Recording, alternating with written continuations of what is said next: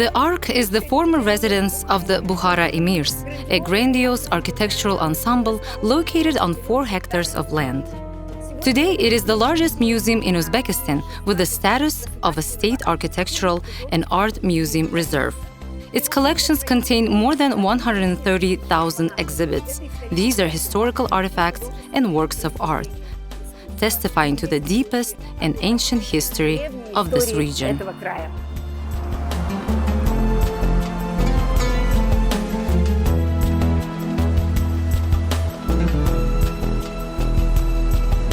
The Ark Citadel is the oldest architectural archaeological monument built on an ancient hill 20 meters high. From the fortification walls of the fortress, a panorama of the city with a 25-century-old history opens up.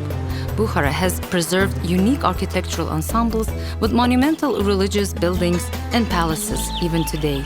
Unique streets, famous trade buildings and monuments about which legends have been circulating since ancient times have been preserved here. In the historical center of the city, the spirit of the Middle Ages hovers to this day.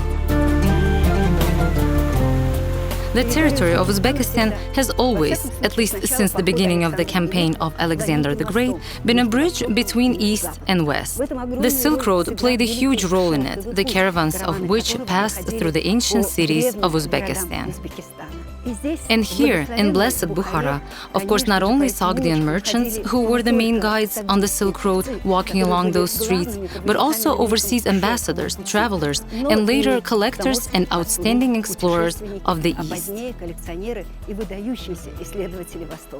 They were Marco Polo and Rui González de Clavijo, Anthony Jenkinson and Arminius Van Berry, Sir Alexander Burns, and Willie Rickmers. In their diaries, memoirs, and research, they wrote down authentic information about this region. In particular, the first plenipotentiary ambassador of England to Russia, who arrived in Bukhara in 1558, the English diplomat and traveler Anthony Jenkinson wrote, "The houses in Bukhara are mostly earthen, but there are also many government houses, temples, structures, luxuriously built and gilded." And of course, the most expressive sight of the city, along with the Kalon Minaret and the famous Miri Arab Madrasa, was the Ark, the residence of the rulers of the Bukhara Emirate. This citadel has always been a symbol of inaccessibility and greatness of power. The Ark took on its modern appearance during the reign of the Shaybanids in the 16th century. To this day, the main entrance with the gate of the 19th century, the Palace Juma Mosque of the 18th century, the courtyard of the Kushbegi, that was the name of the Prime Minister of the Bukhara Emirate, the throne room built in the 17th century, as well as the stable yard have been preserved in the Ark. The fortress citadel Ark in Bukhara is a place with 2,500 years of history. From the moment of construction until 1920, the life of the palace did not fade away at all. All the ruling dynasties of Bukhara preferred to live in the Ark fortress. It is known from history that representatives of the Bukhar Khudat, Samanid, Karakhanid, Shaybanid, Mangid dynasties, and even Ulugbek from the Timurid dynasty lived in the Ark fortress. Having been destroyed during the time of the Mongols, the Ark was restored by the order of Ulugbek. Scholars claim that the territory of the Ark could accommodate up to 3,000 people at the same time. Everyone who entered the fortress walked along the ramp through a covered corridor, the length of which reaches 20 meters. Along the corridor, there were rooms in which prisoners were kept until the trial.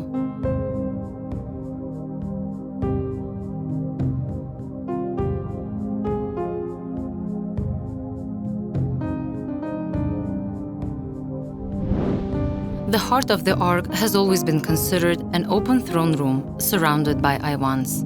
In its central part was the throne of the Emir. And here, in the basement, the Emir's treasury was kept.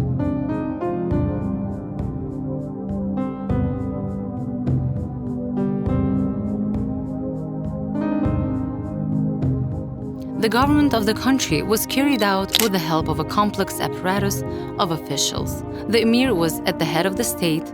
The supreme administrative power belonged to the Kushbegi, the chief vizier, who was the subordinate to the administrative, financial, and military departments of the country. Under the Emirate of Bukhara, there was a separate institution for tax control, which was responsible for collecting taxes. The ceremony of greeting the emir after the morning prayer, in which 300 to 400 people were present, took place in Salam Khana, full of oriental household items, where the emir himself and his harem lived. Currently, more than 136,000 items are kept in the vaults and storerooms of the Bukhara State Museum Reserve. Among the collection, the most unique and largest is the emir's personal collection. The collection keeps more than 3,000 items. One of the representative halls of the Ark Fortress is the emir's winter reception hall. There are works collected that are directly related to the personality of the last emir of the Emirate of Bukhara, Said Alim Khan.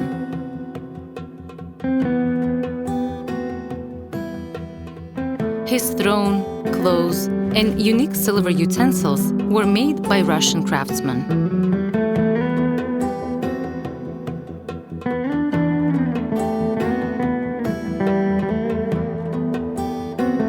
Among these works, there are many Russian embassy gifts.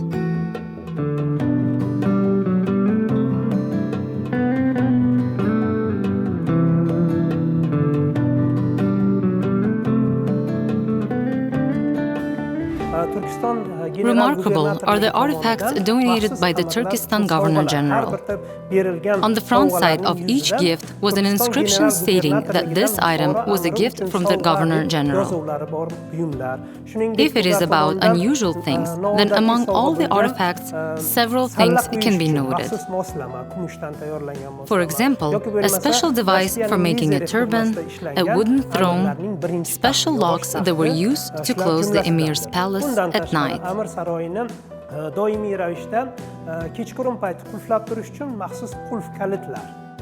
It should be noted that the wooden throne was made at the very beginning of the 20th century by a Russian furniture company specifically for the Emir of Bukhara. The exposition also presents the robes worn by the Emir and the aristocrats of Bukhara, embroidered with gold threads using the Zaminduzi technique.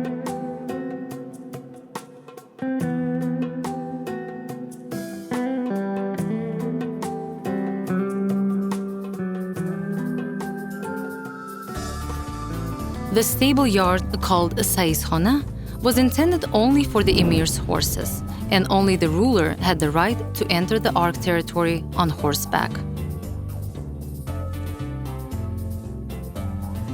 After the establishment of the Protectorate of Russia over the Bukhara Emirate in 1873, numerous photographers arrived here and authentically captured everything they saw in this city.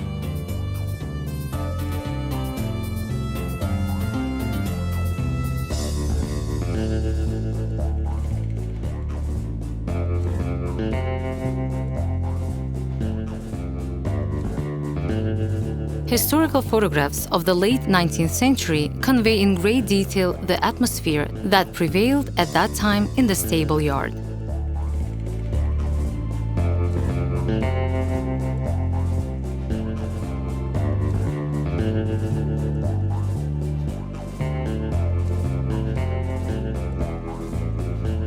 Here, in the covered premises of the stable, the exposition, palace, military and horse equipment of the Bukhara Emirate is presented today, which gives a complete picture of these works made by the best craftsmen for members of the ruling family and nobility.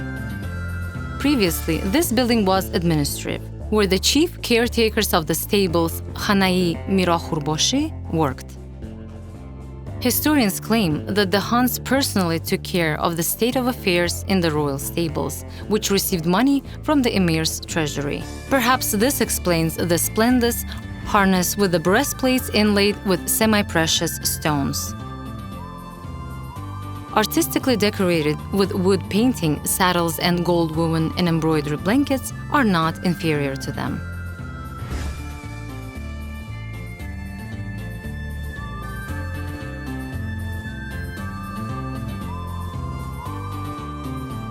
It is quite obvious that the Han's court spared no expense to decorate their horses.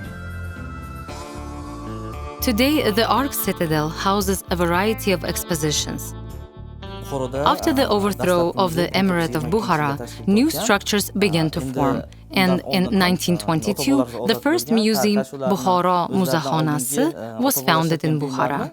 Thus, the first items began to be collected in the museum, and the largest collection of exhibits consisted of artifacts stored in the Mohi Hossa Palace. These were the treasures of the Bukhara Emirate. The museum began to expand, as a result of which, in 1947, it moved to the territory of the Ark. An archaeological exposition is dedicated to the artifact of the ancient periods of the history of the Bukhara oasis. It testifies that this region, along with Sogdia and Kharizm, played a huge role in the economic, political, and cultural life in Central Asia. Archaeological study of Bukhara and its regions began in the late 19th century, and the members of the Turkestan Circle of Amateurs of Archaeology played a big role in this. They were engaged in the study of the Paykent site, the ruins of the grandiose city wall of Kampır-Duval. Starting from the 6th century, the largest cities were Paykent and Varakhsha. By the 8th century, artistic traditions had developed in these cities, crafts flourished, and schools of monumental art were formed. The famous wall painting of the Varakhsha Palace, the residence of the Bukhar Khudats, as the rulers of the Bukhara oasis were then called, is kept in the Ark. This painting once covered the walls of the Red Hall around its perimeter. This is an image of the king worshipping the cult fire in the temple. The discovery in 1937 of the Varakhsha site was a sensation. Along with the ancient buildings, Kushanian Varakhsha became one of the first monuments of palace architecture before the Islamic period. Its origin dates back to the 1st century BCE. Scholars associate it with the caravan routes of the Silk Road. Varakhsha was the last city before the 8-day passage of caravans from Bukhara to Kharizm. The well-known historian of the 10th century, Muhammad Narshahi, wrote in his essay on the history of Bukhara, "The Varakhsha Palace had no equal."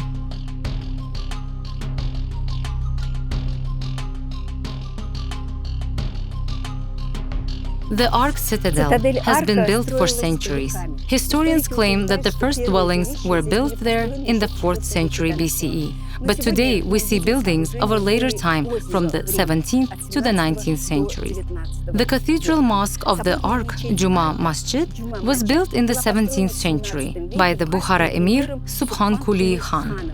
And already at a later time, in the second half of the 19th century, it was restored by the last emir of the Emirate of Bukhara, Emir Said Alim Khan, and outstanding Uzbek artisans such as Usta Shirin Muradov and Abdusalam worked in this mosque. We will enter now. Allahu Akbar, Allahu Akbar.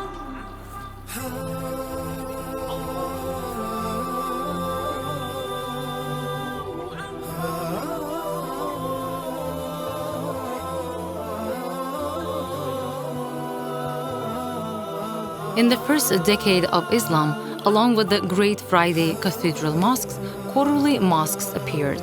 They were built in the caravanserai, in madrasas, and of course in palaces. But the final appearance of the mosque with the mihrab niche and the minbar for the preacher was formed only by the late 8th century. All wooden details of the interior of the mosque are decorated with carvings and wood painting. They are made with great skill. The side panels are covered with ornamental patterns and epigraphic inscriptions. One of them reads, "There is no deity but Allah, and the Prophet Muhammad is his messenger." The rectangular cartouches have the date 1338 AH and an inscription in Persian which says that people were able to build the mosque thanks to the mercy of the Almighty, like the Al-Aqsa Mosque in Jerusalem, where the Prophet Muhammad was transferred from Mecca.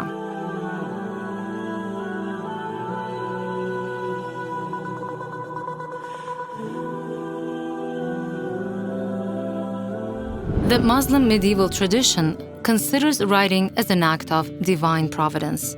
After all, the Holy Quran was not created, but was sent down from above to the Prophet Muhammad. Therefore, epigraphic inscriptions and the art of the manuscript were the main cultural and artistic values of the Middle Ages. Calligraphy combined sacred meaning and sacred beauty. The evidence are the numerous manuscripts presented in the Juma Mosque in the Ark.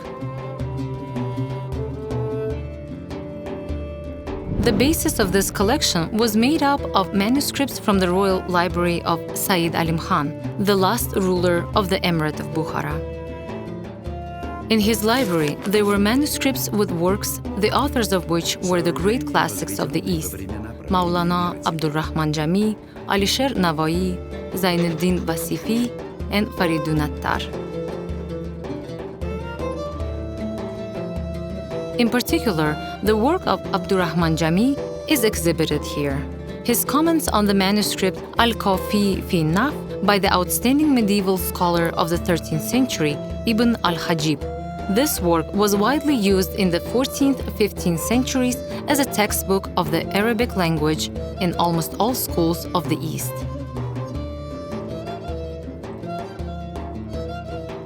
Abdurrahman Jami's treatise was copied in Farsi in the 19th century.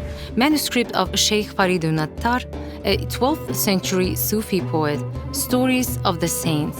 Sheikh Faridun Attar left behind a vast legacy, 114 works, the most famous of which is Stories about the Saints.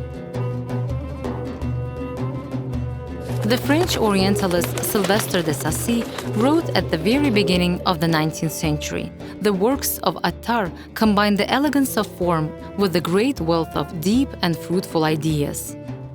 The manuscript kept in the Ark was copied in Bukhara in the very early 19th century in Farsi, in the Nastaliq script. Among the valuable manuscripts are the manuscript of the Herat historian and poet Zainuddin Basifi, and one of the last works by the great Alisher Navai, Mahbub ul-Qulub, beloved of hearts. This is a philosophical treatise filled with allegories where the author discusses the structure of the world and affirms the idea of the need for centralized power in the hands of an enlightened ruler.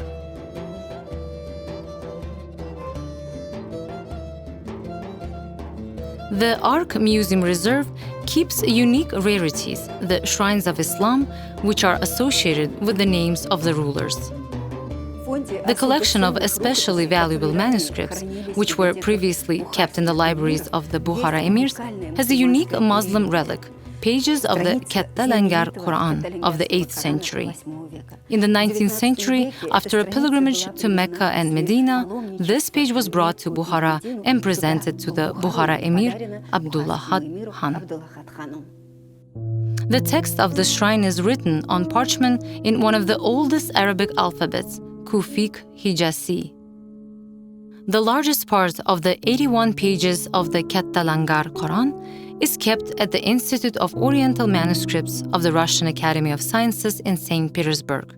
In the program dedicated to the heritage of Uzbekistan, kept in one of the largest repositories in the world, we told about the history of the acquisition by the Institute in 1937 of the pages of the Kattalangar Quran, and about its study by the Russian Quran experts. In Uzbekistan, 16 folios of the shrine are kept at the Al-Biruni Institute of Oriental Studies of the Academy of Sciences in Tashkent, in the village of Kattalangar, and in Bukhara.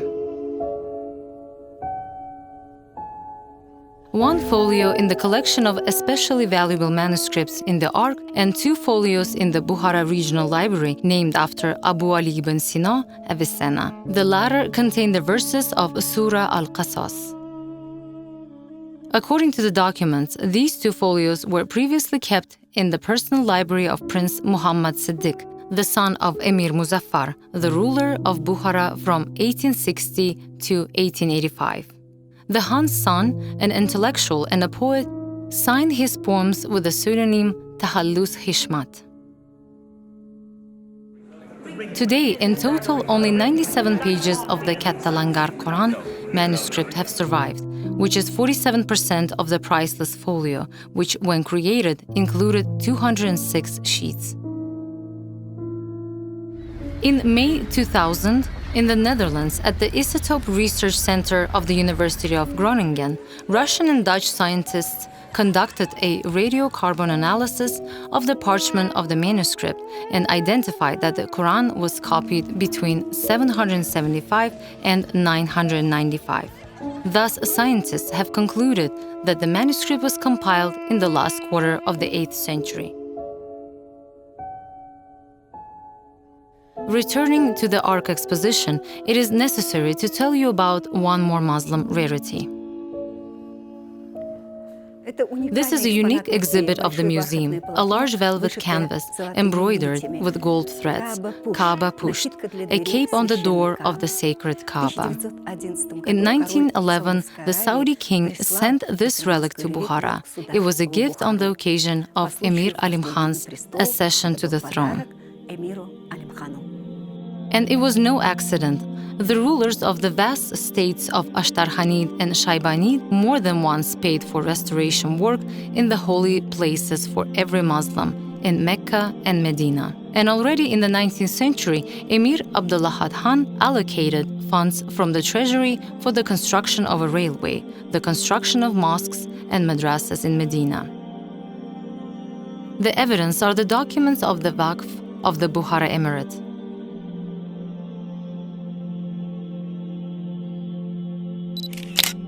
It's important to note that Emir Abdullah Khan is directly related to the construction of the mosque in the northern capital in St. Petersburg.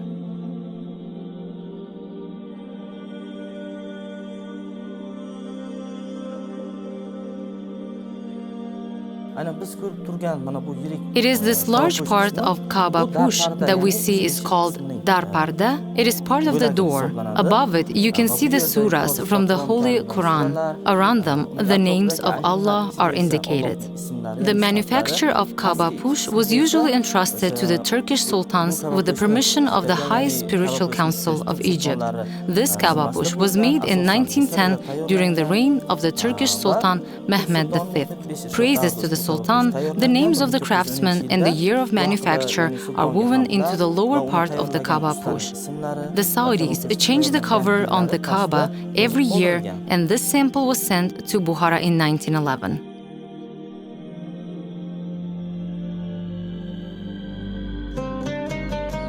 The exhibition spaces of the Art Museum Reserve are thought out so that the viewer can get deep, versatile information about all stages of civilization and culture in the Bukhara oasis.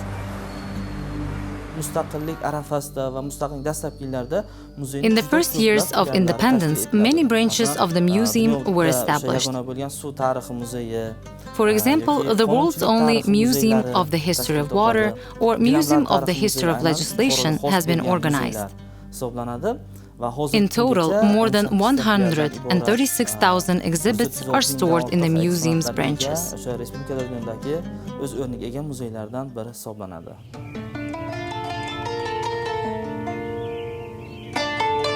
The exposition of the Museum of Decorative and Applied Arts is deployed in the summer residence of the emirs in the palace of Sitorai Mohi Khosa. This is one of the unique historical and architectural monuments of Uzbekistan.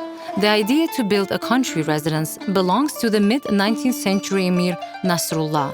However, the subsequent rulers of the Bukhara Emirate also contributed to the improvement of the palace complex. For example, during the reign of Emir Abdullah Bahadur Khan, a beautiful garden was laid out, and the last Emir Said Alim Khan built a new part of the country residence. The names of the architects Astankul Hafizov and Khoja Hafiz are also known. The exteriors and interiors of the palace are eclectic, Art Nouveau style and traditional Oriental techniques, and the design of the halls alternate. During the construction of the palace complex, Bukhara was already under the protectorate of the Russian Empire. In the architecture of buildings, the strong influence of European culture is clear: high ceilings, large windows.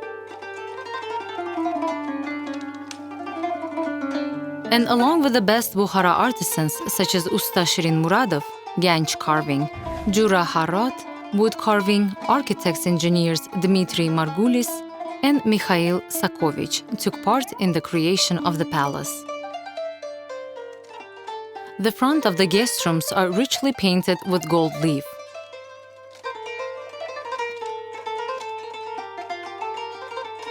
Sitorai Mohi Khossa means a star like the moon. The legend goes that the residence is named so in honor of the beloved but early departed wife of Emir Nasrullah, named Sitora. The construction of the palace was completed in 1912-1914, and only in 1927 the palace chambers, in which numerous works of art were collected, were reorganized into museum halls. The main building presents palace furniture of the 19th and early 20th centuries, Chinese and Japanese porcelain, and art objects from Russia. A separate exposition is intended for the clothes of the townspeople, as well as for the collection of palace gold-embroidered robes, belts, shoes, jewelry, and embroidery.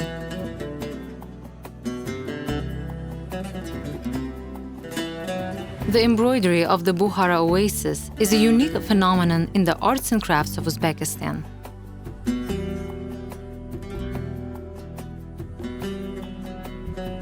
The collection keeps exceptionally valuable specimens made in Nurata, Shahrisabz, and Gijduvan. Each of the embroideries was used in everyday life, but at the same time, they give an idea of the spiritual world of embroiderers and the traditions passed down in embroideries from generation to generation.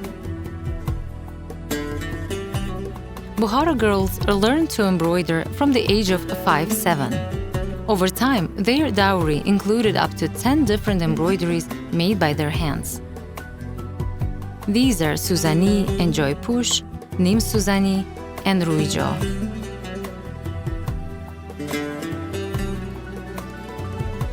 Each embroidery ornament had its own meaning. Round medallions are symbols of the sun. Badam, almond, is symbol of longevity. Pomegranate, fertility. Kalampur, pepper, and ram's horns are protection from evil spirits. Small flower islimi is an image of a spring garden. In general, the embroidery of Bukhara of the 19th century is an endless fantasy of folk craftswomen. The pearl of the Sitorai Mohi Khossa complex is the Throne White Hall. For 2 years, Bukhara Ganj masters, under the guidance of Usta Shirin Muradov, created this masterpiece of architectural decoration. Exquisite floral decor, islimi, completely covers the walls of the throne hall, but not one pattern repeats the other. The uniqueness of the design is that the master chose mirrors as the basis for the carved ganj. A huge chandelier with crystal pendants was brought from Poland and light bulbs from Vienna. The chandelier was lit up with light thanks to an electric motor brought from Germany. The architectural appearance of the palace is complemented by a long Ivan framed by wooden columns. Once upon a time, courtiers gathered here every morning to greet the emir.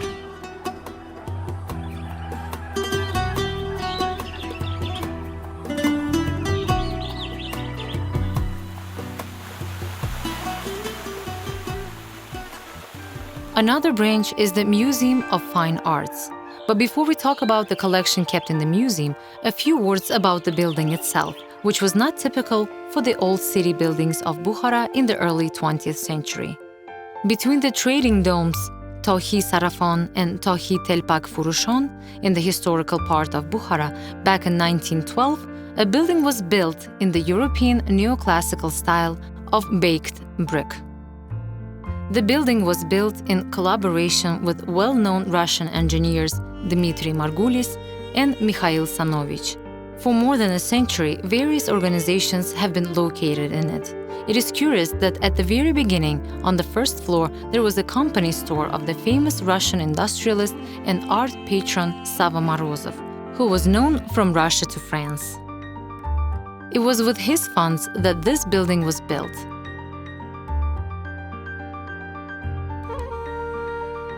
Since 1982, its area has been used as a gallery and then as a museum. The beginning of the history of this collection is associated with Russian artists who worked in Central Asia from the late 19th century. This period is represented by a series of colorful portraits of local residents by Mikhail Dmitriev and Pyotr Nekludov. These painters were quite well known in Russia for their portrait, genre scenes, and landscapes. Most of the works presented in the exposition were created in 1910-1912. A fruitful period in the work of the outstanding painter Pavel Binkov is also associated with the legendary Bukhara.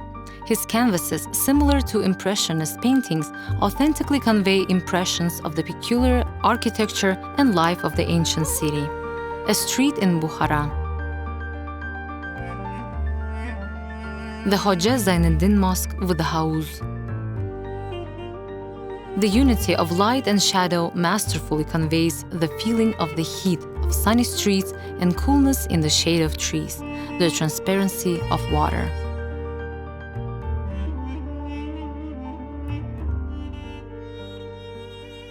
The exposition of the museum presents the works by Nadezhda Kashina and Nikolai Karakhan.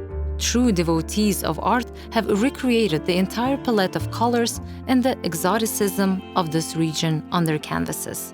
In the late 1940s, the outstanding artist Mikhail Kurzin lived and worked in Bukhara. He created a whole gallery of portraits of his contemporaries, folk masters. Portrait of a Ganj master painted in large, bold strokes. His brush captured the famous Bukhara jeweler, calligrapher, and miniaturist Sadriddin Pochayev. He worked at the court of the emirs of Abdullahat Khan and his son Said Alim Khan in the very early 20th century. In the work of Sadriddin Pochayev, in addition to miniatures depicting monuments, there are works devoted to Alisher Navoi and illustrations for Oriental poetry. Special place in the museum exposition hold paintings of prominent representatives of the fine arts of the second half of the 20th century. These are paintings by the folk artists of Uzbekistan, Professor Chingiz Akhmarov and academician Rahim Ahmedov. The unique collection of the museum are the old blue ceramics of Bukhara from the period of the 18th and 19th centuries. It was discovered due to archaeological excavations carried out for decades in the Bukhara oasis. The United States Embassy to Uzbekistan, realizing the uniqueness of the Uzbek heritage, allocated a special grant for the conservation and restoration of these works and the establishment of expositions. The blue ceramics of Bukhara remained a half-forgotten phenomenon for a long time. In total, thanks to this project, 732 exhibits have been brought back to life.